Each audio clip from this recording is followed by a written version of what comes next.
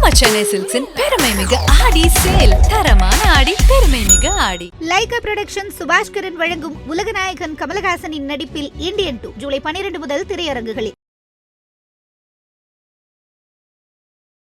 ஒரு சமூகத்தினுடைய விடிகளுக்காக தொடர்ந்து போராடக்கூடிய ஒரு நபரை, ஒரு ஆளுமையை இன்னைக்கு ஒரு ரவுடி பையனா சித்தரிக்கிறாங்க பார்த்தீங்களா திமுக. ரஞ்சித் எழுப்பிய கேள்விகள் மிகப்பெரிய அளவுக்கு வீரியமிக்கதாக இருக்கிறது. அதாவது தலித் மக்களுக்கு பாதுகாப்பு இல்லை, அச்சுறுத்தல் இருக்கு அப்படின்றதையும், தலித் மக்களுக்கான பாதுகாப்பை இந்த அரசாங்கம் எப்போது உறுதி செய்யும் என்பது உள்பட பல்வேறு கேள்விகளை அவர் முன் வச்சிருக்கிறார். ஆற்காடு சுரேஷ் கொல்லப்படும் போது இன்னைக்கு ஒரு ஊடகம் முந்திக்கிட்டு எழுதுது இல்லை, ஆருத்ரா விஷயத்தை எழுதுது, ஆற்காடு சுரேஷ் எழுதுது, ஆம்ஸ்டாங் உங்களுக்கு முரண் இருந்ததுன்னு எழுதுது இல்லையா. இந்த விஷயத்தை ஆற்காடு சுரேஷ் கொல்லப்பட்டார் இல்லையா, அப்போ எழுதி இருக்கணுமா இல்லையா? நீங்க சொல்லுங்க. ஒரே சமூகத்தில் எல்லாம் ரவுடி பயிலுங்க, வெட்டிட்டு செத்தானுங்க, நீங்கள் என்ன எங்கள் திமுகவையோ அல்ல திமுக திராவிட மாடலே குறை சொல்கிறீங்க அப்படின்ற ஒரு சிம்பத்திக்கு உருவாக்குறாங்க. இது எவ்வளோ பெரிய அயோக்கியத்தனம். ராமதாஸ் எதுனா திமுக விமர்சனம் பண்ணாங்கன்னா துரைமுருகனை வச்சு பதில் கொடுப்பாரு. அதுமாதிரி தேவர் சமூகம் எதுனா ஒரு பிரச்சனை கிளப்புனாங்கன்னா டிஆர் பாலு வச்சு பதில் கொடுப்பாரு. முஸ்லீம் சமூகம் திமுக எதிராக எதுனா பேசினா திமுகவில் இருக்கிற முஸ்லீம் தலைவர் வச்சு பதில் கொடுப்பாரு. இது திமுகவில் சர்வசாதாரணமாக தொடர்ந்து நடந்துட்டு வரக்கூடிய ஒரு கதை. எந்த சமூகம் திமுகவை எதிர்த்து விமர்சனம் பண்ணுறாங்களோ அந்த சமூகத்தை சார்ந்த தலைவர் தான் பதில் கொடுப்பாங்க. ஐபிசி தமிழ் நேயர்களுக்கு அன்பான வணக்கம். பகுஜன் சமாஜ் கட்சியின் தலைவர் ஆம்ஸ்டாங் படுகொலை செய்யப்பட்ட பிறகு அந்த வழக்கு தொடர்பாக பலரும் கைது செய்யப்பட்டிருக்கிறார்கள். சென்னை மாநகர காவல் ஆணையர் அந்த பொறுப்பிலிருந்து விடுவிக்கப்பட்டு அருண் ஐபிஎஸ் அந்த இடத்திற்கு பணி அமர்த்தப்பட்டிருக்கிறார். இப்படி பல்வேறு நடவடிக்கைகளை எடுத்திருந்தும் கூட இந்த விவகாரத்தில் இன்னும் சர்ச்சை நிகழ்ந்து கொண்டுதான் இருக்கிறது. இது குறித்து பேசுவதற்காக திரு தடா ரஹீம் நம்மோடு இணைந்திருக்கிறார். அன்பான வணக்கம். கொலை நடந்த உடனே கொலைக்கான காரணம் என்ன அப்படின்னு சொல்கிறது கொஞ்சம் சிரமம் தான். 5ஆம் தேதி சம்பவம் நடந்தது, 4 தினங்கள் கடந்துருச்சு. என்னவா இருக்கும் பின்னணி? இல்லை, பின்னணி பார்த்தீங்கன்னு சொன்னால் அந்த கொலை நடந்துச்சு. இந்த கொலையுடைய பின்னணின்னு சொன்னீங்கன்னா, அந்த கொலை நடந்த ஒரு 1 ஹவரில், ஒரு ½ அன் ஹவர் 1 ஹவர்லேயே ஒரு ஆர்டிக்கல் திமுக ஆதரவு ஊடகங்கள் வெளியிடுது. அது என்ன சொல்கிறாங்கன்னு சொன்னால், இந்த கொலைக்கு காரணம் ஆற்காடு சுரேஷ் கொல்லப்பட்டதுக்கு படிக்கு படி இது நடந்திருக்கு, வாய்ப்பு தப்பித்துக் கொள்வதற்கான வழி நடத்துக்கணுமா? பின்ன அவசரப்பட்டு, அதாவது ஒரு வழக்கு ஒரு சம்பவம் நடந்துச்சு. சம்பவம் நடந்தவுடனே அந்த வழக்கு எஃப்ஐஆர் பதிவு பண்ணுவாங்க. பதிவு பண்ணிவிட்டு அங்கே இருக்கக்கூடிய சிசிடிவி கேமராவெல்லாம் போலீஸ் கைப்பற்றுவாங்க. இப்போ நவீனமாக, முன்னாடி சிசிடிவியில் இப்போ அது சிசிடிவி கேமரா கைப்பற்றுவாங்க. அதன் பிறகு இவருக்கு எதிராக யார் யார் இருக்காங்கன்ற லிஸ்ட் எடுப்பாங்க. அந்த லிஸ்ட்டில் அந்த டெலிஃபோன் நம்பர் இருக்குது இல்லைங்களா, எண்கள், அந்த எண்கள் யார் யார் அந்த இடத்துல இருந்ததுன்றதை வெரிஃபை பண்ணுவாங்க. அப்புறம் கொல்லப்பட்டவருடைய செல்ஃபோன் அலைபேசியை எடுத்து அவருக்கு யார் யார் பண்ணியிருக்காங்க, அதில் ஏதாவது இருக்கான்றது பார்ப்பாங்க. அதன் பிறகு அதாவது குற்றவாளி இவர்கள் தான் அப்படின்னு சொல்லி கணிக்கிறதுக்கு குறைஞ்சபட்சம் இன்றைக்கி இருக்கிற நவீன இந்த உலகத்தில் கூட ஒரு நாள் ஆகிடும், ஒரு நாள் குறைஞ்சபட்சம் ஆகிடும் இவங்க தான் கொலைக்காரங்க அப்படின்னு கணிக்கிறதுக்கு. ஆனால் அதுக்கு முந்தையே பார்த்தீங்கன்னு சொன்னால், கொலை நடந்த ஒரு 1 ஹவரில் பார்த்தீங்கன்னு சொன்னால் ஒரு ஊடகம், திமுக ஆதரவு ஊடகம் இந்த கொலை ஆற்காடு சுரேஷ் கொல்லப்பட்டாருன்னு சொன்னால், ஆற்காடு சுரேஷுக்கும் ஆம்ஸ்டாங்கும் பகை இருந்தது. என்ன பகைன்னா, ஆருத்ரா அந்த கோல்டு மோசடி வழக்கில் ஆருத்ராவுக்கு ஆதரவாக ஆற்காடு சுரேஷ் இருந்ததாகவும், அதில் பாதிக்கப்பட்ட மக்களுக்கு ஆதரவாக ஆம்ஸ்டாங் இருந்ததாலும் 2 பேருக்குள்ளே மிகப்பெரிய ஒரு மோதல் இருந்தது. அந்த மோதலினுடைய எதிரொலியாகத்தான் ஆற்காடு சுரேஷ் சமீபத்தில் பட்டினப்பாக்கத்தில் கொல்லப்பட்டார் அப்படின்ற ஒரு ஆர்டிக்கல் வருதுன்னு சொன்னால், சரி, அந்த ஆர்டிக்கல் வருது, ஒரு ஊடகம் அவங்களுக்கு உண்டான ஒரு சந்தேகத்தை பொதுத்தளத்தில் எழுப்புவது எல்லா ஊடகங்களும் செய்கிற ஒரு வேலையாக தான் நம்ம பார்க்குறோம். பட் அந்த ஊடகத்தில் வந்த செய்தி தான் இன்றைக்கி இந்த வழக்கினுடைய விஷயத்தை அப்படியே மாற்றுறாங்க பார்த்தீங்களா. இதுதான் எப்படின்னு சொன்னால், ஆம்ஸ்டாங் கொல்லப்பட்டார்ன்றது எனக்கு நண்பராக இருந்தாப்புல, நல்ல பழக்கமான நபர். அப்படி இருக்கும்போது ஒரு அதிர்ச்சி இருக்கும் இல்லையா, ஒரு நண்பர் கொல்லப்பட்டார் என்போது, அதுவும் படுகொலை செய்யப்பட்டிருக்கும்போது ஒரு அதிர்ச்சி இருக்கும். அந்த அதிர்ச்சியை விட மிகப்பெரிய அதிர்ச்சிகள் என்னென்னா, இந்தமாரி நிகழ்வுகளே மிகப்பெரிய அதிர்ச்சியை எனக்கு கொடுக்குது. ஏன்னா அது நடந்த ஒரு மணி நேரத்தில் ஒரு ஆர்டிக்கல் இப்படி வருது. அந்த ஆர்டிக்கலை முன்னிலைப்படுத்தி அதை வழிமொழிஞ்சு தான் இன்றைக்கி திமுக ஐடிவிங்கும் திமுக ஆதரவு ஊடகங்களும் இது ஆருத்ரா மோசடி வழக்கில் ஆம்ஸ்டாங்குக்கும் ஆற்காடு சுரேஷுக்கும் பகை இருந்தது. அந்த பகையின் எதிரொலியாக தான் ஆற்காடு சுரேஷே கொல்லப்பட்டார் அப்படின்ற ஒரு பிம்பத்தை உருவாக்கிட்டு பொதுதளத்தில் இன்றைக்கி என்னென்னா, ஆம்ஸ்டாங் ஒரு சமூகத்தினுடைய விடிகளுக்காக தொடர்ந்து போராடக்கூடிய ஒரு நபரை, ஒரு ஆளுமையை இன்றைக்கி ஒரு ரவுடி பையனாக சித்தரிக்கிறாங்க பார்த்தீங்களா திமுக. அப்போது இதெல்லாம் வச்சு ஏன் இவங்க சரி ஒரு சம்பவம் நடந்துச்சு, அந்த சம்பவத்தில் வந்து காவல்துறை புலனாய்வு செஞ்சு அவங்க வெளியிடட்டும், அவங்க அந்த குற்றவாளிகளை பிடிக்கட்டும், அதன் பிறகு நாம் வந்து இதை பற்றி ஒரு விரிவாக பேசுவோம் அப்படின்னு சொல்கிறத விட்டுட்டு இவங்க என்ன பண்ணுறாங்கன்னா திமுக அவங்க மீது வந்து அந்த கரையை போக்குறதுக்கு உண்டான வேலைகளில் இப்போது அவங்க வேகமாக நடக்கிறாங்க. அதில் வந்து பார்த்திங்கன்னா நேற்று கூட எக்ஸ்தல ஃபேஸஸில் வந்து ஒரு ஆர்குமெண்ட்டே நடக்குது. இல்லை, அடுத்ததான் நான் ஒரு கேள்வி முக்கியமானது என்னென்னா, ரஞ்சித் எழுப்பிய கேள்விகள் வந்து மிகப்பெரிய அளவுக்கு வீரியமிக்கதாக இருக்கிறது. தொடர்ச்சியாக எல்லா வலைத்தளத்திலையும் இதை பற்றி பேசவும் செஞ்சுட்டாங்க. அதாவது தலித் மக்களுக்கு பாதுகாப்பு இல்லை, அச்சுறுத்தல் இருக்குது அப்படின்றதையும், தலித் மக்களுக்கான பாதுகாப்பை இந்த அரசாங்கம் எப்போது உறுதி செய்யும் என்பது உள்பட பல்வேறு கேள்விகளை அவர் முன் வச்சிருக்கிறார். அவங்க நினச்ச இடத்துல புதைக்கிறது கூட விடலை, அப்படி ஒரு வஞ்சகத்தை இந்த அரசு செய்திருக்கிறது அப்படின்னு நிறைய கேள்வி சொல்லிட்டு, நானும் வாக்கு செலுத்தியவன், இந்த ஆட்சி கட்டில அமர வைப்பதற்கு நானும் செலுத்தி அந்த ஆதங்கத்தில் தான் இந்த கேள்வியெல்லாம் கேட்குறேன். நிறைய வரிசையாக நிறைய கேள்வி போட்டிருக்கிறேன். அதுக்கு வந்து திமுகவை சேர்ந்த வழக்கறிஞர் சரவணன், உங்களுக்கு தெரியும், அதாவது விசாரணை நடந்துகிட்டு இருக்கும்போதே குற்றவாளிகள் இவங்க தான் அப்படின்றத எப்படி நம்ம முடிவு செய்ய முடியும் அப்படின்னு ஒரு கேள்வியை கேட்டிருக்கிறேன். நான் அதான் கேட்குறேன், விசாரணை நடந்துகிட்டு இருக்கு, நீங்கள் முந்திக்கிட்டு நீங்கள் செய்கிற விஷயம் தானே திமுக ஊபிக்கள். நேற்று கூட அதான் சொன்னேன், எக்ஸ்ட்ரா ஃபேஸஸில் வந்து என்ன சொல்கிறேன், அவர் ரவுடி பையன் வந்து என்கவுண்டர் போட்டு தள்ளி இருக்கணும். இதையும் அவர் குறிப்பிட்டிருக்காரு.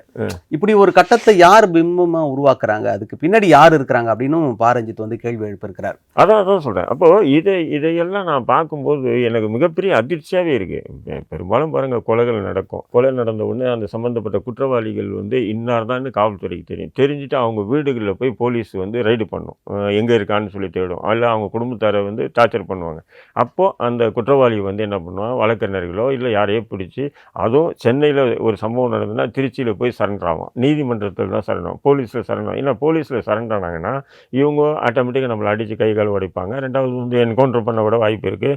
அதிகபட்சமாக வந்து நம்ம சொல்லாத விஷயம்லாம் சொன்னதாக சேர்த்து நிறைய பேர் அதில் சேர்ப்பாங்க. அப்படின்றதுக்காக நீதிமன்றத்தில் ஆஜராகும். இதுதான் ஒரு சாதாரணமான கொலையில் நடக்கக்கூடிய விஷயங்கள். இங்கே எப்படின்னா, கொலை நடந்த 1 ஹவரில், வித்தின் 1 ஹவரில், நல்லா புரிஞ்சுங்க, 1 ஹவரில் பெரம்பூரில் கொலை நடக்குது.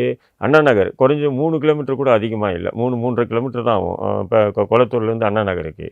அப்போ வந்து பெரம்பூரில் கொளத்தூரில் கொலை நடக்குது, அண்ணா நகரில் வந்து சரண்டர் ஆகிறாங்க 8 பேர். அந்த 8 பேரும் எப்படின்னா, நான் ஆட்டோ ஓட்டு பண்ணேன் சார், நான் வந்து ஏற்கனவே அங்கே ஸ்விக்கி வேஷம் போட்டுக்கிட்டு உழவு பார்த்துட்டு இருந்தேன் சார், இவங்க 6 பேர் கொண்டாங்க சார். இது எந்த காலத்தில் இப்படி வந்து சரண்டர் ஆகக்கூடிய நபர்கள் சொல்லுவாங்க? ஒரு மணி நேரத்தில் அதாவது அவங்கள தேடவே இல்லை, அவங்களா போய் தானாக போய் சரண்டாங்க. சரி, காவல்துறை ஃபஸ்ட்டு சரண்டுன்றது அப்படி மறைக்கிறாங்க. எப்படின்னா, இல்லை நாங்கள் 3 மணி நேரத்தில் வந்து துரிதமாக செயல்பட்டு கைது செஞ்சோன்றாங்க. இவங்க சரண்டர் ஆனாவே இவ்வளோ கேள்விகள் வருது இல்லைங்களா? எவ்வளோ கேள்விகள். இப்போது சரண்டர் ஆகிறேன்னு சொன்னால் ஒரு விவிஐபி தான் ஒரு இன்ஃப்ளூயன்ஸ் அங்கே யூஸ் பண்ணப்பட்டிருக்கும். ஏன்னு சொன்னால் இதேமாரி வருவாங்க, நீங்கள் வந்து பார்த்துங்க சார்ன்னு சொல்லிட்டு அது ஏற்கனவே பேசப்பட்டு நடந்த கொலை மாரி தான் தெரியுது எனக்கு. இந்த காவல்துறை சொன்ன விஷயத்தை வச்சே சொல்கிறேன். சரி, நான் சரண்டர்லாம் ஆகலை, நாங்களே தான் பிடிச்சோம் அப்படின்னு காவல்துறை சொல்லுதுன்னா, கொலை நடந்த 1 ஹவரில் உங்களுக்கு குற்றவாளி இவனுங்க தான்ன்றது எப்படி தெரியும்? நான் கேட்குறேன். நீங்கள் எவ்வளோ தான் இன்றைக்கி நவீனமாக வளர்ந்த 1 ஹவரில் எப்படிங்க உங்களுக்கு இவங்க தான் தெரியும், அவங்க வீடு எங்கே இருக்குது, அவங்களுடைய அட்ரஸ் முதற்கொண்டு உங்களுக்கு காவல்துறைக்கு எப்படிங்க தெரியும்? கொஞ்சம் யோசனை பண்ணி பாருங்கள். இந்த கேள்வி நீங்கள் எழுப்புனீங்கன்னு சொன்னாவே, அப்போ இந்த கேள்விக்குள்ளே நீங்கள் கேட்குறத பார்த்தா காவல்துறைக்கு தெரிஞ்சுதான் அந்த கொலையை நடந்த மாதிரி சொல்கிறீங்க. இப்போ இவங்க காவல்துறை தானே சொல்லுது, நாங்கள் வந்து வித்தின் 2 ஹவர்ஸில் நாங்கள் குற்றவாளியை கண்டுபிடிச்சிட்டோம்னு சொன்னால் அது அவங்களோட திறமையை காட்டாதா? எப்படி திறமை சொல்லுங்க? தமிழ்நாடு போலீஸ் எந்த அளவுக்கு திறமை மிக்கவங்க அப்படின்றது நம்ம எல்லாருக்குமே தெரியும். அதன் அடிப்படையில் சீக்கிரமாக நானும் இந்த தமிழ்நாடு போலீஸில் பல வழக்குகளுக்கு உள்ளாகி 18-20 ஆண்டுகள் சிறையில் இந்த அடிப்படையில் நான் கேள்வி எழுப்புறேன். நான் இந்த காவல்துறை எப்படி ஒரு வழக்கில் வந்து எப்படி மூவ் பண்ணுவாங்க, எப்படி பிடிப்பாங்க குற்றவாளி, எப்படி நீதிமன்றத்தில் சண்டை பண்ணுவாங்க, அப்புறம் எப்படி ஜெயிலில் விடுவாங்க, அப்புறம் வழக்கு எப்படி நடத்துவாங்க, எல்லாமே எனக்கு அடுத்தபடி. அதனால தான் நான் இந்த கேள்விகளை நான் வைக்கிறேன். அனுபவம் இல்லாத நபர் நான் வழக்கறிஞர் இல்லை.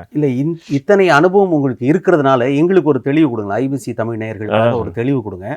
அப்போ வேற என்னென்னலாம் தவறுகள் நடந்திருக்க வாய்ப்பு இருக்குன்னு நீங்க நினைக்கிறீங்க? இப்போ அதுதான், இப்போ வந்து பார்த்தீங்கன்னா சரண்டர்ன்னு சொன்னால் ஒரு கேள்வி. இந்த சரண்டரை வந்து மிக முக்கியமான ஆளுங்கட்சி, எம்எல்ஏ இருக்கலாம், ஏன் அமைச்சராக கூட இருக்கலாம், அல்லது முக்கியமான நபர்கள் வந்து இந்த கொலைக்கு பின்னாடி இருக்கணும். அதனால வந்து இவங்க நேரடியாக போய் ஸ்டேஷனில் சரண்டர் ஆனாங்க. ஒன்று இல்லை, காவல்துறை தான் பிடிச்சாங்க அப்படின்னு சொன்னால், காவல்துறைக்கு ஏற்கனவே இந்த மாதிரி ஒரு கொலை நடக்க போகுதுன்னு தெரியும், இன்னும் பண்ணுறாங்கன்றது தெரியும். அதனால் பண்ணி முடிச்சோன்னா அப்படியே கையும் காலமாக பிடிச்சாங்க.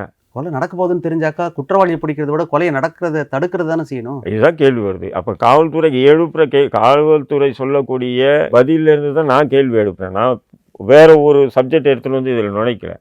புரியுதுங்களா? இது. அடுத்தது நீங்கள் என்ன சொல்கிறீங்க, ஆருத்ரா வழக்கில் ஆம்ஸ்டாங்குக்கும் ஆற்காடு ஆற்காடு சுரேஷுக்கும் சுரேஷுக்கும் பகை பகை இருந்ததுன்றீங்க. ஆற்காடு சுரேஷ் கொல்லப்படும் போது இன்னைக்கு ஒரு ஊடகம் முந்திக்கிட்டு எழுதுது இல்லை, ஆருத்ரா விஷயத்தை எழுதுது, ஆற்காடு சுரேஷை எழுதுது, ஆம்ஸ்டாங்கு உங்களுக்கு முரண் இருந்ததுன்று எழுதுது இல்லையா. இந்த விஷயத்தை ஆற்காடு சுரேஷ் கொல்லப்பட்டார் இல்லையா, அப்போ எழுதியிருக்கணுமா இல்லையா, நீங்க சொல்லுங்க. அதுதான் சந்தேகத்தை எழுப்பு. ஆற்காடு சுரேஷ் கொல்லப்படும் போது ஆருத்ரா விஷயத்தில் ஏற்பட்ட மோதல் தான் ஆற்காடு சுரேஷ் கொல்லப்பட்டாருன்னு சொல்லியிருக்கணுமா இல்லையா, இந்த ஊடகங்கள் எழுதியிருக்கணுமா. அதை வந்து இந்த கொலை நடந்ததுக்கு அப்புறம் நீங்க சொல்லும் போது அப்ப அதுல ஏதோ ஒரு முக்கியமான அம்சம் ஒளிஞ்சிருக்குன்னு அர்த்தம். இதுதான் நீங்க பாக்கணும் சார்.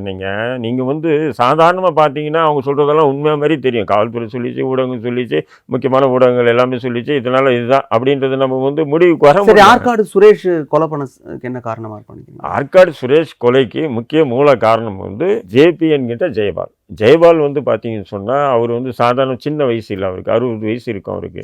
அவர் வந்து வீரமணி, வெள்ளரவி இது போன்ற பெரிய பெரிய ரவுடிகள் சென்னையில் இருந்தாங்க இல்லையா, அவங்களுக்கெல்லாம் சீனியர் அவர். ஆனால் ஒரு வழக்கில் அவருக்கு ஆயுள் தண்டனை கொடுத்து அவர் சிறையில் இருக்கார். சிறையில் இருந்து 15 ஆண்டுகளுக்கு மேலே சிறையில் இருக்கார். 2019 அதிமுக ஆட்சியில் நன்னடத்தை விதியை பின்பற்றி 1000க்கும் மேற்பட்ட கைதிகள் விடுதலை செய்யப்பட்டாங்க, ஆயுள் தண்டனை கைதிகள். அதில் விடுதலையானவர் தான் இந்த ஜேபி என்கின்ற ஜெயபால். விடுதலையானவுடனே தன்னுடைய குடும்பம், தன்னுடைய பிள்ளைகள் போய் அரக்கோணத்தில் செட்டில் ஆயிட்டாரு. அதே அரக்கோணத்தில் தான் ஆற்காடு சுரேஷும் இருந்தாப்புல. இருக்கும்போது அங்கே பசங்க கூட பேசும்போது ஆற்காடு சுரேஷ் கிட்ட ஒரு பழக்கம் என்னன்னு சொன்னால், எனக்கு பரிசமான நபர் தான், நான் சிறையில் இருந்ததுனால எனக்கும் தெரிஞ்ச நபர் தான். வெளியே வந்தால் கூட என்னை ஃபோனில் பேசுவோப்பில் எல்லாம் தெரியும். இது நம்ம வந்து ஐபிசிக்கு மட்டும் நம்ம சொல்ல, காவல்துறை நீங்க பேசியிருக்கீங்க, காவல்துறைக்கே இது தெரியும். நம்ம ஏன்னா நான் காவல்துறை அதிகாரிகிட்டே வந்து சார் அவனை புழைக்க விடுங்க சார், அவனை ஏன் சார் தொந்தரவு பண்ணிகிட்டே இருக்கீங்க கூட சொல்லியிருக்கேன். நான் அதிகாரிகளுக்காக பரிந்துரை பேசியிருக்கேன். அப்படினால அது நம்ம வந்து மூடி மறைச்சு இது நம்ம சொன்னா அப்படி இல்லை, ஓப்பனாக நான் பேசுறேன். சரி, அந்த ஜெயபாலுக்கும் இவருக்குமான முரண். அப்போ அந்த அரக்கோணத்தில் இருக்கும்போது அங்கே பசங்க கூட பேசும்போது அதெல்லாம் பழைய ஓல்டு கைடா, அதெல்லாம் சொல்லுவாங்க இல்லையா, பழைய ரவுடின்ற ஓல்டு கை அப்படின்னு. அப்போது வந்து ஜெயபால் வந்து என்னடா தம்பி இப்படியெல்லாம் பேசிகிட்டு இருக்கேன், அது சரியில்லைடா அப்படி இப்படின்னு சொல்லும்போது, அப்போது இல்லை அப்படி பேசணும் இப்படி பேசணும், தண்ணி அடிச்சுட்டா கொஞ்சம் ஆற்காடு சுரேஷ் கிட்ட வார்த்தைகள் பயங்கரமாக பேசுவான். அந்த மாதிரி இரவில் வந்து பயங்கரமாக பேசிட்டோன்னா அது ஜெயபாலுக்கும் மனசில் ஒரு இருக்க தேர்வு. இவ்வளோ பெரிய ரவுடியாக இருந்திருக்கோம், நம்ம இவ்வளோ இது பண்ணி எதுவும் வேணாம் ஒதுங்கி இருக்கோம், இவன் என்ன இப்படி வந்து நம்ம இங்கே இருக்கிறோம், சென்னை விட்டு வந்துட்டோம், இங்கே வந்து பசங்க மத்தியில் நம்மளை ரொம்ப கேவலப்படுத்துகிறானே அப்படின்ற ஒரு இது விஷயமா வந்து அவருக்கு காரணம் இருந்துக்கிட்டே. அவருக்கு முக்கியமாக ரொம்ப பாதிச்சது என்னன்னு சொன்னீங்கன்னா, உன் தம்பியெல்லாம் வந்து கொண்டு போட்டோன்னு வச்சுக்கலாம், நீ வந்து அந்த சதையை தான் பிச்சு, சதை கூட இருக்காதுடா, அந்தளவுக்கு சீனாக்கிடுவேன் உன் தம்பியை, உன் பையனை கொண்டுடுவேன், உன் பொண்டாட்டியை கொண்டுடுவேன், இப்படியெல்லாம் வந்து ஆற்காடு சுரேஷ். ஆனால் இப்படியெல்லாம் பேசியிருக்காப்புல ஃபோனில். இது வந்து இவருக்கு வயசு தான் ஆயிடுச்சு, ஏற்கனவே ஆயுள் தண்டனை முடிச்சுட்டு வந்திருக்காரு. இருந்தாலும் இவருக்கு இருக்கும் இல்லைங்களா, உறவுகள் அப்படி சொல்றாங்க, அவருக்கு ஒரு கால் இப்படி பண்ணிட்டானா என்ன பண்றது அப்படின்றதுனால அப்போ அவனை போடணும் என்ற ஒரு திட்டமிடல் தான் அது போடப்பட்டது. இந்த விஷயத்தை சுரேஷே என்கிட்ட சொல்றான். என்ன சொல்றேன்னா, ஒரு தடவை பேசும்போது, நீ என்ன இப்போ எங்கே இருக்க, அரக்கணும் தெரியும், உனக்கு என்ன பகையாக இருக்கு, ஏன் அப்படி இருக்க, வந்து ஏரியாவில் உட்காந்து ஃப்ரீயாக வேலை செய்ய வேண்டியதானே, எந்த சம்பவத்தில் ஈடுபடாத, இருந்த வழக்குகளை நீதிமன்றம் மூலயமா நிரபராதின்னு விடுதலையாக வழிப்பார், எதுக்கு அப்படிங்கும்போது பகை உனக்கு இல்லைன்ற, ஏன் இல்லைண்ணே இதேமாரி ஜேபி தானே, ஜெயபால் தானே, ஒத்தக்கன் ஜெயபால், அவருக்கு ஒத்தக்கண் ஒரு கண்ணு இருக்காது, ஒத்தக்கன் ஜெயபால் தானே, என்ன ஆச்சு நீங்கள் நல்லா ஃப்ரெண்டாக தான் நடந்த சம்பவத்தெல்லாம் சொல்றாரு, பகைன்னு தெரிஞ்சு. ஆனால் ஆற்காடு சுரேஷ்க்கு அவர் தான் வந்து ஸ்கெட்ச் போடுறாரு அப்படின்ற அளவுக்கு வரைக்கும் தெரிஞ்சிச்சு. எல்லாமே ஸ்கெட்ச் போட்டது அவர் தான், கொலை பண்ணது அவர் தான், கொலை பண்ணி வழக்கில் காவல்துறை கைது பண்ணுது, அவங்கள பிடிச்சி ஜெயிலில் போடுறாங்க. அப்போல்லாம் அந்த வழக்கு என்னாச்சு? அந்த வழக்கு இப்பதான் நடந்தது, ஒரு வருஷம் தானே, ஒரு வருஷம் தான் ஆகுது. அந்த ஒரு வருஷம் ஆயிடுச்சு இல்லையா, இப்போ அந்த வழக்கோட நிலை என்னன்னு கேட்குறேன். யார் இப்போ கைது செய்யப்பட்ட? ஒருத்தனை கைது பண்ணி அந்த வழக்கில் கைது 8 பேர், ஜெயபால் தான் ஏவன் அக்கீஸ்டாவும், அதை விட 8 பேர் கைது பண்ணி உள்ளே போட்டுறாங்க. இப்போ சிறையில் இருக்காங்க, சிறையில இருந்து வெளியே வந்தாங்க, மறுபடியும் உள்ள போயிருக்காங்க. அது வழக்கு நடந்துட்டு, அது வழக்கு நடந்து. ஆனா இவங்க தான் மூல காரணம் அப்படின்றது. ஆனா எனக்கு என்னன்னா, அந்த நேரத்துல உண்மையிலே ஆம்ஸ்டாங் தான் காரணம்னு சொல்லி போலீஸுக்கு தெரிஞ்சிருந்தா நிச்சயம் அது ஏதாவது ஒரு ஊடகத்துல வந்திருக்கும், அல்லது ஏதாவது ஒண்ணு. அப்படி எதுவுமே இல்லாம எதுவுமே போன ஒரு வழக்கு கொண்டு வந்து திணிக்கிறாங்கன்றீங்க. இன்னைக்கு வந்து புலனாய்வு கிரைம் சப்ஜெக்ட் எழுதி இந்த வழக்கு இப்படிதான் அப்படின்னு சொல்லி திமுக ஆதரவு ஊடகங்கள் எழுதி இல்லையா, ஆம்ஸ்டாக்கு ஆற்காடு சுரேஷின்னு அன்னைக்கு எழுதல நீங்க. ஆற்காடு சுரேஷ் கொல்லப்படும் போது இதை எழுதியிருக்கணுமா இல்லையா? இல்ல நீங்க இப்ப முழுசா ஒரு கதையை சொல்லிட்டீங்க. ஆற்காடு சுரேஷ் கொல்லப்பட்டதுக்கான காரணம், அங்க பின்னணி என்ன, எல்லாமே சொல்லிருக்கீங்க. ஆம்ஸ்ட்ராங் எங்கேயுமே வரல. ஆனா ஆரம்பத்துல நீங்க குறிப்பிட்டீங்க இல்லையா, இந்த ஆருத்ரா வழக்கு விவகாரம் இருக்குல்ல, அதுல 2 பேருக்கும் ஒரு பகை இருக்கு, முரண் இருக்குன்னு சொன்னீங்க. அந்த சம்பவம் நடந்தது உண்மைதானா? இல்ல, அதுதான் நான் கேட்கிறேன். அந்த பகை இருந்தது, முரண் இருந்ததுன்னு ஊடகம் எழுதுது. ஆனா ஆதரவு ஊடகம் எழுதுது. அப்படி ஒரு பகையே இல்லையா? அது நமக்கு தெரியாது. ஏன்னா நம்ம நட்பு, ஒரு அரசியல் ரீதியான தொடர்பு 2 பேருமே உங்களுக்கு தெரியும்ன்ற. ஆமா, அந்த அடிப்படையில் தான். ஆனா உண்மையிலே சுரேஷ் என்கிட்ட சொன்ன பார்த்தேன், எனக்கு ஒரு பகை இருக்கு, ஜேபி ஒத்தகன் ஜெயபால் தான் அப்படின்னு சொன்னாரு இல்லையா? அது வரைக்கும் உங்ககிட்டே சொல்லியிருக்காப்ல. அது சொன்ன நபரு நிச்சயம் அப்போ இதையும் சொல்லியிருக்கலாம். அப்ப இது வரைக்கும் உங்க கூட ஆற்காடு சுரேஷ் பேசும்பொழுது ஒரு இடத்துல கூட ஆம்ஸ்ட்ராங்க்கும் எனக்கும் பகை இருக்குதாவோ அல்லது அவரை பத்தின பேச்சோ வந்தது? எதுவுமே வந்தது இல்லைங்க, எதுவுமே வந்தது இல்லை. அதேமாரி ஆம்ஸ்ட்ராங்க்கும் இவருக்கு நம்ம ஆற்காடு சுரேஷுக்கும் பகை வர வேண்டிய வாய்ப்புகளே இல்லை. ஆனால் ஒரே ஒரு விஷயத்தை இப்போ சில பேர் மேற்கோள் காட்டுறாங்க. அது என்னன்னா, தென் என்ற தென்னரசு ஆம்ஸ்ட்ராங் கட்சியில் இருந்தார். ஆம்ஸ்ட்ராங் கட்சியில் இருக்கும்பொழுது அவரை சென்னை மாவட்ட தலைவராக இருந்தாப்புல. அவரை கொலை பண்ணாங்க. அவரை கொலை பண்ணதில் பார்த்தீங்கன்னு சொன்னால் ஆற்காடு சுரேஷும் இருந்தாப்புல. புரியுதுங்களா? அதனால அந்த பகை ஆம்ஸ்ட்ராங்க்கு இருந்தது. அதனால தான் கட்சியை சேர்ந்த ஒருத்தர் கொல்லப்பட்ட அப்படி அந்த பகை இருந்தது. அதனால தான் ஆற்காடு சுரேஷ் கொலை பண்ணும்போது தென்னென்ற தென்னரசுடைய தம்பி பாம் சரணுன்னு சொல்லிட்டு அவரு இந்த ஆற்காடு கொலையில் அவரும் ஈடுபட்டார். புரியுதுங்களா? ஆனால் அவர் சரண்டர் ஆகலை. ஆனால் ஜெயபால் கூட சேர்ந்துட்டு அவரும் பண்ணார். அப்படி இருக்கும்போது இது ஆற்காடு சுரேஷுக்கு, அதாவது இது ஆம்ஸ்ட்ராங்க்கு இப்படி ஒரு இதுன்னு அப்படி இருந்தால் கூட பார்த்தீங்கன்னா அது பார்த்தீங்கன்னா அது ஒரு கட்சியில் இருந்த ஒரு நபர், அதோட முடிஞ்சிச்சு இல்லைங்களா? அவருடைய தம்பி பாம் சரவணன் என்பது பழி வாங்கினது என்பது அது வேற விஷயம்னு வச்சுங்க. இதில் ஆம்ஸ்ட்ராங் என்ன வந்தது? கட்சியில் இருந்த நபரை கொலை பண்ணிட்டாங்களே அப்படின்றதுனால ஒரு புள்ளியில மட்டும் நினைச்சு பார்க்குறாங்க. அப்போ சரண்டர் ஆனது வச்சு பார்த்தா சந்தேகம் இல்லை. நாங்கள் பிடிச்சேன்னு சொன்னால் அதில் இவ்வளோ சந்தேகம் நான் எழுப்புறேன். அதே நேரத்தில் இந்த ஊடகங்கள் எழுதலையே ஆருத்ரா விஷயம், இன்னைக்கு எழுதுகிற ஊடகங்கள் அன்னைக்கும் எழுதலை. ஆற்காடு சுரேஷ் சாகும்போது இந்த விஷயங்களை எழுதியிருக்கணுமா இல்லையா? அதான் நீங்கள் ஆரம்பத்துலேருந்து வைக்கிற முக்கியமான கேள்வி அதுதான். இப்படி எல்லாமே தெளிவாக இருக்கும்போது இன்றைக்கே அதை எழுதணுன்றது. பாரஞ்சித் கேட்ட கேள்வி இன்னும் ஒரு முக்கியமானது. கட்ட பஞ்சாயத்து பண்ணுறவர், குற்ற பின்னணி உடையவர், இதெல்லாம் சொல்லிட்டு ஒரு ரவுடியை கொலை பண்ணது எப்படி சட்டம் ஒழுங்கு பிரச்சனை ஆகும் அப்படின்லாம் சமூக வலைத்தளத்தில் கேள்வி எழுப்புறாங்க. இதையெல்லாம் பரப்புறது யாரு? இதுக்கு என்ன நோக்கம் கற்பிக்கப்படுகிறது அப்படின்னு அவர் ஒரு கேள்வி வைக்கிறார். எல்லாமே திமுக பரப்புது. சமூக நீதி அரசு, திராவிட மாடல் அரசு. நான் தான் சொல்றேன், நேற்று திமுக ஐடி வாக்குக்காக மட்டும்தான் சமூக நீதியா அப்படிங்கிற கேள்வி ஒரு முன் வச்சு ஏகப்பட்ட கேள்வி. அதுதான் நீங்க தெரியுது. இப்போ நேற்று ஒரு விவாதத்தில் ஏதோ ஒரு தொலைக்காட்சி விவாதத்தில் நம்ம பத்திரிகையாளர் ஜேர்னலிஸ்ட் மணி அண்ணனும் பிரகாஷ் நக்கீரன் பிரகாஷ். அப்போ நக்கீரன் பிரகாஷ் நம்ம செத்தவனும் தலித்து, சாகடிச்சனும் தலித்து, ஆற்காடு சுரேஷும் தலித்து, இவரும் ஆற்காடு சுரேஷ் தலித்தே இல்லை. அப்போ அந்த அடிப்படை கூட தெரியாமல் ஒரு பொது தளத்தில் அடித்து விட்டு, அப்போ நீங்கள்லாம் என்ன ஊடகவியலன்னு கேட்குறேன். அதை சில பேர் பாருங்கள், மணிக்கு செம்ம கவுண்டர் இப்படின்ற ஒரு சிம்பத்திக்கு நான் என்ன சொல்கிறேன், என்ன இருக்க ஃபேக்டர் பேசுங்கன்றேன். உங்களுக்கு தெரியுமா பேசுங்க. தலித்துன்னு பேசுனது யாரு? பிரகாஷ் மணி. பிரகாஷ் நக்கீரன் பிரகாஷ் பேசுறாங்க. அவர் பேசுனதுனால அது இல்லை, இப்படி தப்பா சொல்றாரு. பொது பேசி என்ன இவங்க கொண்டு கட்டமைக்க பாக்குறாங்கன்னு சொன்னா, ஒரே சமூகத்துல எல்லாம் ரவுடி பயிலுங்க, வெட்டிட்டு செத்தானுங்க, நீங்க என்ன எங்க திமுகவையோ அல்ல திமுக திராவிட மாடலே குறை சொல்றீங்க அப்படின்ற ஒரு சிம்பத்திக்கு உருவாக்குறாங்க. இது எவ்வளவு பெரிய அயோக்கியத்தனன்ற. நான் மணி பேசும்போது அந்த விவாதத்துல பத்திரிகையாளர், மூத்த பத்திரிகையாளர் மணி பேசும்போது அவர் என்ன சொல்றாருன்னா, 2026ஆம் ஆண்டு இந்த மாதிரியான விவகாரங்கள் மிகப்பெரிய அளவுக்கு தாக்கத்தை உண்டு பண்ணும் அப்படின்னு சொன்னார். சொல்லும் போதுதான் இவர் என்ன பண்றாரு, எல்லாம் தலித்து தான்டா, எல்லாம் ரவுடி பசங்க தான்டா. அதை மறுப்பதற்காக ஒரு ஊடகவியலாளர் இருந்துட்டு ஒரு சமூகத்தை நீ நீ எப்படி நீ அப்படி பேசலாம்?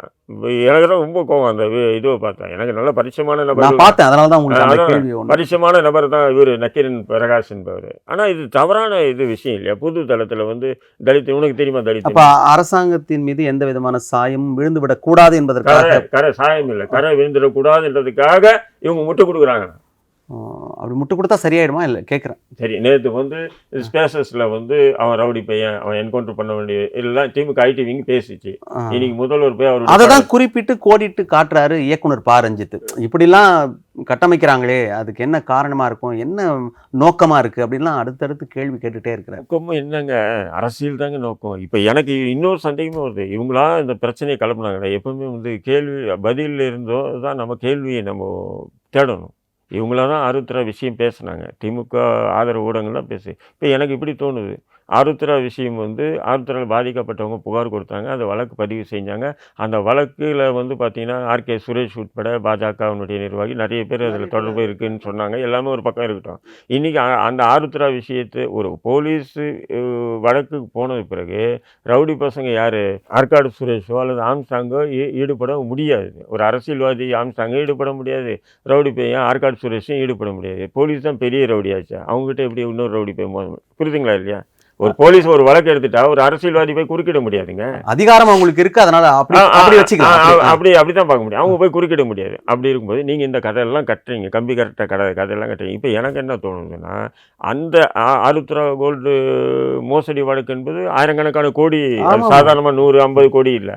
அப்படின்னும் போது ஏன் இந்த விஷயத்தை திமுகவினுடைய முக்கியமான விஐபியோ இல்லை விவிஐபியோ இந்த விஷயத்தை எடுத்து அது பஞ்சாயத்து பண்ணியிருக்கணும். அதுக்கு வந்து மக்கள் சார்பாக நம்ம ஆம்ஸ்டாங் இறங்கி அது சில பல விஷயங்களுக்கு மூவ் பண்ணியிருக்கணும். அதுக்காக வந்து அவரை போட்டு தள்ளிட்டு ஆற்காடு சுரேஷ் கோஷ்டி தான் போட்டு தள்ளினாங்கன்னு கதையை ஏன் கட்டக்கூடாதுன்ற நான். இல்லை, எதன் அடிப்படையில் இதை வந்து திமுக தலையிட்டு இந்த மாதிரிலாம் சொல்லியிருக்குன்னு நீங்கள் நினைக்கிறீங்க? ஏன் சொன்னால், இவங்க ஆரம்பத்திலேருந்து அந்த வழக்கு அந்த சரண்டர் ஆனதுலேருந்து இல்லை போலீஸ் நாங்கள் தான் பிடிச்சேன்னு சொன்னது தடுமாற்றங்கள், உளவுத்துறை வந்து ஒரு கமிஷனர் ப்ரெஸ் மீட்டில் உட்காந்துட்டு உளவுத்துறை எங்களுக்கு எந்த தகவலும் கொடுக்கலன்றாரு. இன்னொரு போலீஸ் சொல்லுது இல்லை உளவுத்துறை எச்சரிக்கை கொடுத்தோம். இல்லையா, அன்னைக்கே செய்தி பார்த்தீங்கன்னாக்கா உளவுத்துறை 3 முறை ஆம்ஸ்டாங்கை எச்சரிக்கை செய்தது அப்படின்ற செய்தி உடனே வந்தது. கொலை நடந்தது உடனே இந்த செய்தி வந்தது. சார், எச்சரிக்கை என்பது இப்போ நான் இருக்கேன், நம்ம 2 பேரும் நண்பர்கள், எனக்கு ஒரு தகவல் வருது உங்களுக்கு ஒரு உயிருக்கு ஆபத்து இருக்குன்னா நான் உங்களை எச்சரிக்கலாம், தம்பி இதேமாரி கொஞ்சம் பார்த்து இருங்க, கொஞ்சம் இது இருக்குது தகவல் இருக்குது அப்படின்னு சொல்ல உங்களை எச்சரிக்கலாம். உங்களுக்கு ஒரு தகவல் வருது என் மேலே, எனக்கு ஒரு ஆபத்து இருக்குது, நீங்கள் என்னை எச்சரிக்கலாம். இது நட்பு ரீதியாக எச்சரிக்கிறதுன்றது இதுதான் வார்த்தை, அந்த வார்த்தையை நான் சொல்கிறேன். எச்சரிக்கை என்பது இதுதான். போலீஸுக்கு ஒரு தகவல் வருது என்னுடைய உயிருக்கு ஆபத்துன்னா நாங்கள் ரஹீமை எச்சரித்தோம், அவர் கேட்கலன்னு சொல்லக்கூடாது, ரஹீமுக்கு பாதுகாப்பு கொடுக்கணும். இப்போ நீங்கள் என்னை எச்சரிக்கிறீங்கன்னு வச்சுக்கிங்களேன், நான் என்ன பண்ணுவேன், சரி சார் நீங்கள் என்ன எச்சரிச்சிங்க, எனக்கு ஆபத்து இருக்குது நீங்களே சொல்லிட்டீங்க, இந்த 2 துப்பாக்கி 4-5 கத்தி வச்சுக்கிட்டு எனக்கு அனுமதி கொடுங்கன்னா அது சட்டத்தில் இடமா இருக்கா? 2-3 துப்பாக்கி 4-5 கத்தி எங்கள் பசங்களுக்கு கொடுத்து நான் பாதுகாப்பாக வச்சுக்கிறேன் கொடுங்க சார்னு கொடுப்பாங்களா போலீஸு? கொடுக்க முடியாது. அதனால் போலீஸ் எச்சரித்துன்றது ஒரு ஃபேக்ட்டுங்க, அது எச்சரிக்க முடியாது போலீஸு. தனிநபர்கள் நீங்கள் எங்களை எச்சரிக்கலாம், நான் உங்களை எச்சரிக்கலாம், பார்த்துருங்க ஜாகிரதையாக இருங்க, அவங்க பார்வைக்கு போகும்போது பாதுகாப்பதற்கான நடவடிக்கை தான் எடுக்கணும். இதுவே எந்த அளவுக்கு ஒரு தவறான, அப்போது என்னத்தை மறைக்கிறதுக்காக காவல்துறை இப்படி தடுமாற்றாங்க. கமிஷனர் தடுமாறுறாரு, உடனே அந்த கமிஷனரை மாற்றுறாங்க, இன்னொரு கமிஷனை கொண்டு வராங்க, உடனே இன்னொரு கமிஷன் வந்துட்டா இனி எல்லாம் சரியாக போயிடும். அவர் ஏற்கனவே வந்து பார்த்தீங்கன்னா அருண் சார் வந்து ஏற்கனவே வந்து ஏடிஜிபி சட்டம் ஒழுங்கில் தானே இருந்தார். அவருக்கும் அந்த குற்றச்சாட்டில் இந்த கொலையில் வந்து இந்த விஷயத்தில் வந்து இந்த படுகொலையில் வந்து அஜாகிரதையாக விட்டதில் அவருக்கும் ஒரு பொறுப்பு இருக்கா இல்லையா? சட்டம் ஒழுங்கு ஏடிஜிபியா இருக்கிறதுக்கும் சென்னை மாநகர காவல் ஆணையராக இருக்கிறதுக்கும் கூடுதல் பொறுப்பு இல்லையா? அது சார், காவல்துறை எப்படின்னு சொன்னால் இப்போ கமிஷனர் இருக்கார், இருந்தாலும் அவர் டோட்டல் தமிழ்நாடுக்கு சட்டம் ஒழுங்கு இணை ஆணையர், அதாவது இயக்குனர், இணை இயக்குனர்னு வச்சுங்க, டிஜிபி ஏடிஜிபி. இவருக்கும் வந்து என்னன்னு சொன்னால், இப்போ சென்னையில் ஒரு பிரச்சனை இருக்குதுன்னு சொன்னால் இவரும் வந்து தலையிடலாம், கமிஷனர்கிட்ட ஃபோன் பண்ணி இந்த மாதிரி பாருங்கன்னு சொல்லணும். புரியுதுங்களா? இவருக்கு அது பொறுப்பே இல்லை, சென்னை கமிஷனர் தான் பொறுப்பு அப்படின்னு சொல்லி தட்டி கழிக்க முடியாது. இன்றைக்கி வந்து என்ன சொல்கிறாங்க, 19 பாருங்கள், உடனே இந்த சம்பவத்துக்கு வந்து முதல்வர் தலையிட்டு கமிஷனரே தூக்கி போட்டார், இன்னொருத்தர் ஒடுக்கப்பட்ட சமூகத்தை சேர்ந்த ஒரு கமிஷனர் ஆக்கிட்டா பாருங்கள், ஒரு ஒடுக்கப்பட்ட சமூகத்தினுடைய ஆளுமை கொல்லப்படுறாரு, இருந்தாலும் அதை உடனே கொந்தளிச்சு போய் முதல்வர் என்ன பண்ணிட்டாரு, இன்னொரு ஒடுக்கப்பட்ட சமூகத்தை சேர்ந்தவர் அந்த இடத்துல ஒரு கமிஷனராக போட்டார் பாருங்கள். இப்படி ஒரு பேச்சு வரணுங்கிறதுக்காகவா நடவடிக்கை எடுப்பாங்க? எனக்கு அப்படி தான் தோணுது.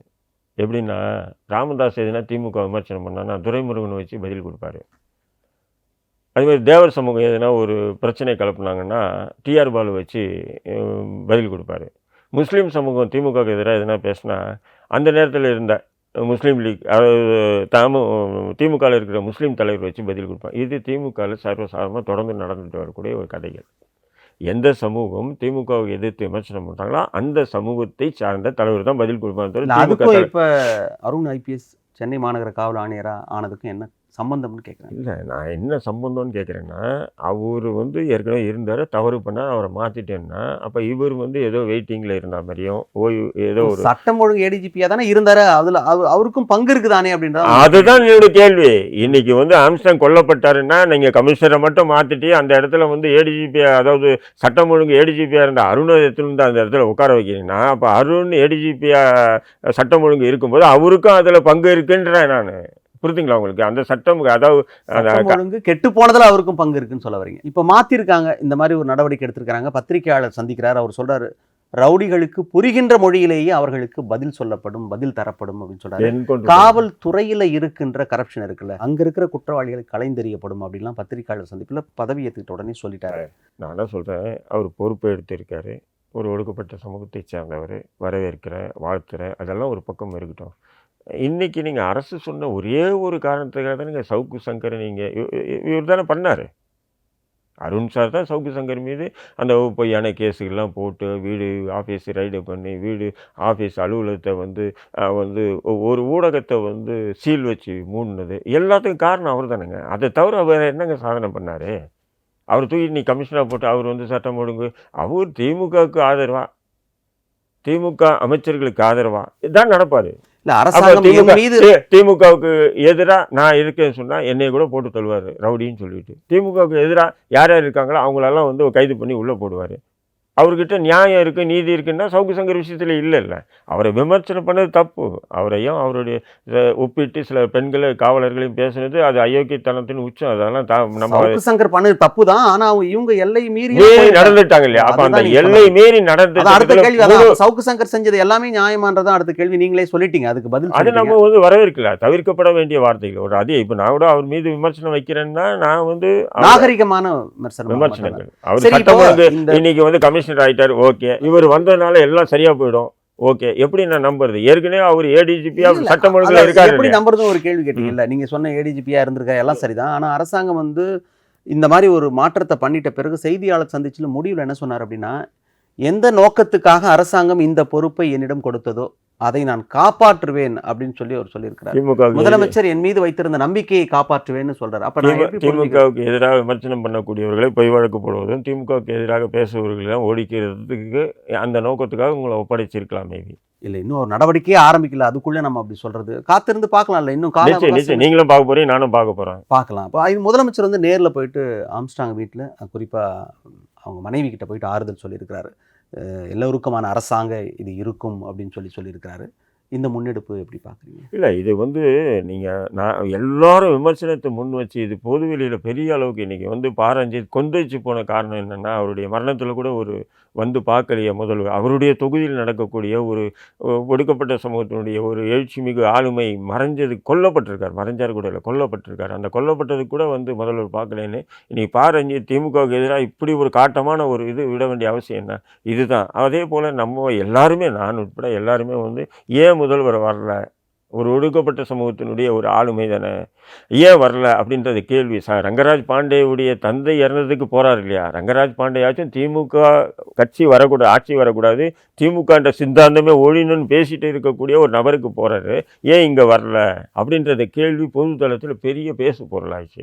இப்போ அதை மறைக்கிறது தான் திமுக ஐடி விங்க என்னாச்சு, இந்த ஸ்பேசஸில் எக்ஸ்தல ஸ்பேசஸில் அவன் ரவுடி பையன் அப்படின்ற மாதிரி அவங்க உருவாக்குனாங்க. இருந்தாலும் இப்போ இவர் என்ன பண்ணுறாரு, வேறு வழி இல்லாமல் இப்போது சுதாரிச்சுக்கிட்டு இது போகலைன்னு சொன்னால் நம்ம நிச்சயம் நம்ம அடுத்த முறை நம்ம அந்த தொகுதியில் தேர்தலில் நின்னாலும் சரி, அல்லது தேர்தல் நிற்கிறதுக்காக நம்ம பிரச்சாரத்துக்கு போனாலும் சரி, மிகப்பெரிய எதிர்ப்புகள் வரும்ன்றதை உணர்ந்திருக்காரு. அதனால தான் போராட தவிர இதுலேயும் அரசியல் இருக்குது. அரசியல் இல்லாமல் அவர் போகலை நான் சொல்லுவேன். நிர்பந்தத்தின் அடிப்படையில் தான் ஆம்ஸ்டாங் வீட்டுக்கு முதலமைச்சர் போனார்னு தான் எடுத்துக்கணுமா? அப்போ 100 விழுக்காடு முதலமைச்சராக இருக்கிறவங்களுக்கும் 1000 பணிகள் இருக்கும். அதனால் உடனடியாக போகலைன்னாலும் அதன் பிறகு போகிறாங்க அப்படின்ற மாதிரி எடுத்துக்கூடாது. அதை ஏதோ நீங்கள் சொல்கிறீங்க, சிரிச்சிட்டு தான் போகணும் நம்ம, அந்த மாதிரி கேட்கணும். ஏன்னா முதல்வர் நினச்சேன்னா வித்தின் ½ எல்லாம் என்னென்னோ சாக்கெல்லாம் சொல்கிறாங்க. அங்கே போனால் அங்கே வன்முறை நடந்துடும், கலவரம் ஆகிடும், அவருக்கு எதிராக கூட்டம், எல்லா கூட்டத்தையும் ஒதுக்கிட்டு போலீஸ் போஸ்ட் போட்டு முதல்வர் பார்த்துட்டு போகிறதுக்கு எவ்வளோ நேரம்?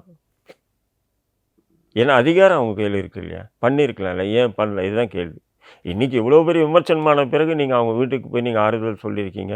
அது வரவேற்கக்கூடியதாக இருந்தாலும் அதில் முழுமையாக அரசியல் இருக்குது. அரசியலை தவிர ஆத்மார்த்தமாக நீங்கள் சந்திக்கலை என்பது தான் இன்னொரு சரி. ஆம்ஸ்டாங் கூடயும் பேசியிருக்கீங்க, பழகிருக்கின்றதால இந்த கேள்வி. அவர் எப்படிப்பட்டவர்? யதார்த்தமான நபர். ஒரு மேடை பேச்சில் பிரம்மாண்டமாலாம் பேச மாட்டாப்புல, யதார்த்தமாக பேசுவாப்புல, என்ன இருக்கோ அதை பேசுவோம். இப்போ உதாரணத்துக்கு பார்த்தீங்கன்னா, ஒரு திருமணத்தில் வந்து இப்படி உட்காந்து பேசும்போது, ஏன் எந்த ஒரு தமிழ்நாட்டில் என்ன பிரச்சனை, நீங்கள் வந்து ஒரு பிஎஸ்பி ஒரு பகுஜன் சமாஜ் கட்சியினுடைய மாநில தலைவராக இருக்கீங்க, நீங்கள் வந்து எந்த ஒரு பிரச்சனைக்கும் ஒரு அறிக்கை கூட கொடுக்குறது இல்லையா, ஒரு ஆர்ப்பாட்டம் போராட்டம் பண்ணுறது விட அறிக்கை கூட கொடுக்காம இருக்கீங்களே ஆம்ஸ்டாங், ஏன் அப்படிங்கும்போது சும்மா எல்லா கட்சியும் பண்ணுற அந்த அறிக்கையை கொடுத்ததுனால என்ன இருக்குது, நான் ஒரு சமூகத்துக்கு ஆதரவாக அறிக்கை கொடுக்கணும், அந்த சமூகத்துக்கு நன்மை கிடைக்குமா, கிடைக்கிறது இல்லைல்ல.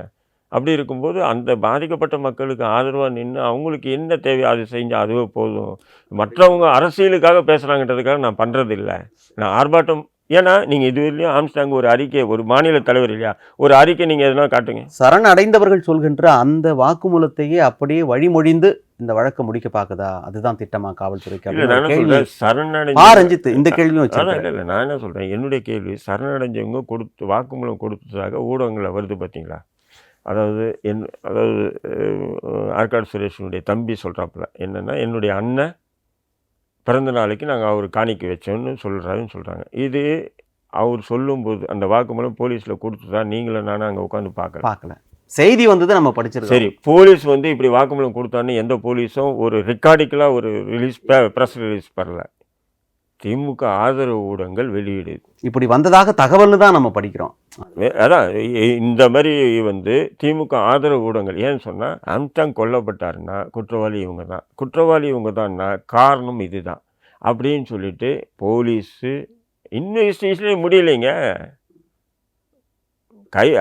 அவங்க சரண்டரானாங்க, கைது பண்ணாங்க. அதிலே நான் இவ்வளோ கேள்வி வச்சிருக்கேன். இப்போது சரண்டரானாங்க, கைது பண்ணாங்க, உடனே எதுவுமே ஜெயிலில். இப்போ நீங்கள் நிறைய சந்தேகம் எழுப்புறீங்களா? எனக்கு என்ன கேள்வினா, சரணடைந்தவர்கள் கொலைகாரர்கள் இல்லை அப்படின்னா அப்போ கொலை செஞ்சவங்க யார், கொலைக்கான நோக்கம் என்ன, பின்னாடி யார் இருப்பாங்க, இந்த கேள்விலாம் இருக்குல்ல. இதுக்கு காவல்துறைக்கு சில காலம் அவகாசம் தேவைப்படும். நான் என்ன சொல்கிறேன், காவல்துறை இது கொலைகாரனுங்களே இவங்க இல்லைன்னு சொல்ல முடியாது. நான் சொல்லலை, நான் வந்து ஒரு வித்தியாசமாக சொன்னேன். இவங்க இல்லைன்னு சொல்ல, இவங்க இருக்கலாம் மேபி, பட் இவங்கள தூண்டியது யார்? ஆனால் இது ஆற்காடு சுரேஷ் கொல்லப்பட்டதுக்கு தான் பதில் என்ற கதை வருது பார்த்தீங்க. இதுதான் தவறுன்ற நான் இதுதான் இந்த இடத்துல ஒரு விதமான கதைக்கு பின்னாடி தான் முக்கியமான ஒரு சந்தேகம் அதை பண்ணி இதை வந்து எப்படின்னா ஒரு 2 பேரும் ஒரு கட்ட பஞ்சாயத்து தலைவர்கள் 2 பேரும் கொல்லப்பட்டாங்க அப்படின்ற மாதிரி முடிக்க பார்க்குறீங்க பார்த்தீங்களா. இது தவறுன்ற ஒரு ஆழமா விசாரிச்சு யார் குற்றவாளி, இது ஒரு ஆளுமை. இவர்களாக கூட இருக்கலாம் மேபி, ஆனால் இவர்களை இதை கொலை பண்ண சொல்லி ஏன்னு சொன்னால் இவங்க பண்ணி இருந்தாங்கன்னு சொன்னால் ஏவி விட்டவர்கள் யாருன்றது எல்லோருக்குமான அரசாங்கமாக இது இருக்கும் அப்படின்னு சொல்லி முதலமைச்சரும் குறிப்பிட்டிருக்காரு. நீங்கள் எழுப்பிய ஐயங்கள்லாம் நிறைய முன்வைக்க வேண்டிய ஒரு முக்கியமான ஐயங்களாக இருக்குது. காவல்துறைக்கும் அடுத்த கட்ட ஒரு நடவடிக்கை அப்படின்னும் போது அவங்களுக்கும் ஒரு உற்சாகத்தை கொடுக்கும். சரி, ஏதோ ஒன்று நடக்க போகுது அப்படின்னு மக்கள் அதை எதிர்பார்த்து காத்திருக்காங்க. அடுத்தடுத்த நாள்களில் இந்த வழக்கு விசாரணை எப்படி போக போகுது அப்படின்றதை நம்ம பொறுத்திருந்து பார்க்கலாம். நேரம் ஒதுக்கி எங்களுக்காக பல்வேறு தகவல்களை பகிர்ந்து கொண்டமைக்கு மிக்க நன்றி. மீண்டும் ஒரு நிகழ்ச்சியில் சந்திக்கலாம் நேயர்களே. வணக்கம். லைகா புரொடக்ஷன் சுபாஷ்கரன் வழங்கும் உலகநாயகன் கமலஹாசனின் நடிப்பில் இந்தியன் 2 ஜூலை 12 முதல் திரையரங்குகளில். எல்லாமே நல்லா இருக்கும், எல்லாருக்கும் பிடிக்கும். சென்னை சில்க்ஸின் தரமான ஆடி, பெருமை மிக ஆடி.